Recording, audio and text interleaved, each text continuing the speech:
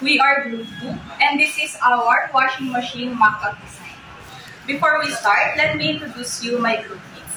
My name is Irene, this is Chelsea, this is Angel, and this is Mark.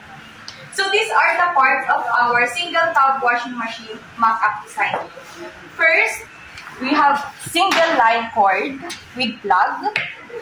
This is the circuit breaker, the wash timer, capacitor, and the wash motor, and terminal block. So we have terminal block para po mas organize yung ating wiring.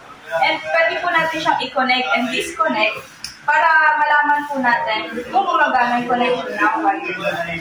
And now naman, let's proceed naman po sa connection of wiring. So, meron po tayo ditong schematic diagram. So, makikita po natin dito na meron po tayo ditong fuse.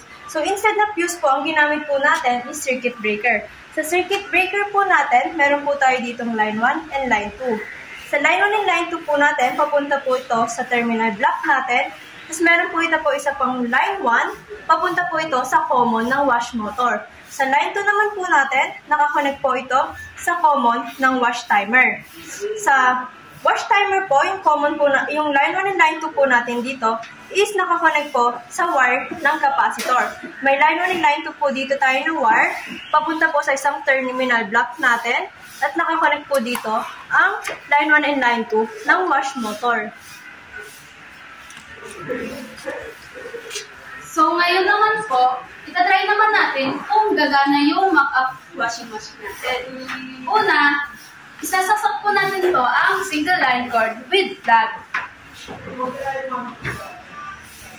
Yeah. After po natin masaksak yung line cord natin, bubuksan na po natin yung circuit breaker. Pagkabukas sa circuit breaker, then rotate na natin yung wash timer.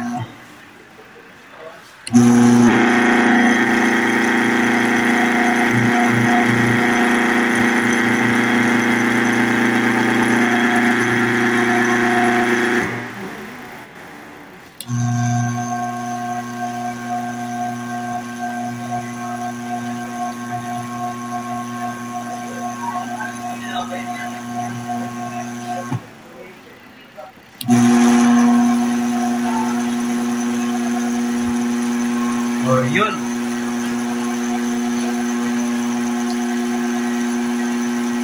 Papatayin ko na po yung circuit breaker. Kita naman po natin na gumagana yung motor natin, and papalit-palit po yung ikot niya, and doon malalaman po natin na success yung washing machine mock-up project natin. And yan lang po, ito po ulit ang aming washing machine mock-up design. Thank you!